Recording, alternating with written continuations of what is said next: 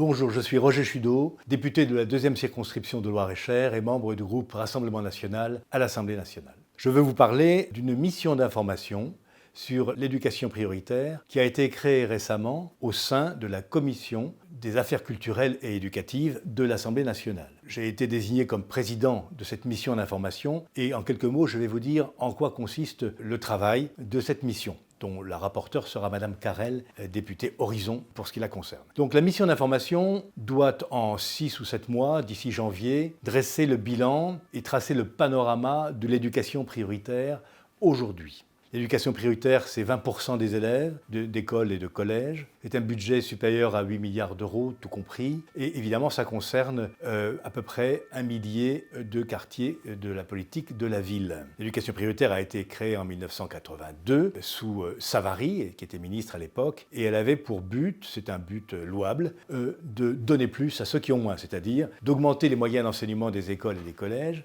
de ces quartiers notamment, en raison des difficultés sociales, culturelles et scolaires des élèves qui y sont scolarisés. L'objectif de cette mission est de véritablement faire le bilan de ce qui a été fait et de faire l'état des lieux de l'éducation prioritaire. Nous aurons 3 priorités. Nous regarderons si les résultats des élèves en termes de transmission du savoir se rapprochent de ceux qui sont hors de l'éducation prioritaire, c'est-à-dire si l'écart se réduit. Nous regarderons si dans l'éducation prioritaire on transmet correctement les valeurs de la République, c'est une priorité nationale selon le Code de l'éducation. Et nous regarderons enfin ce que deviennent en matière d'insertion professionnelle ou de poursuite d'études les élèves issus d'établissements de l'éducation prioritaire.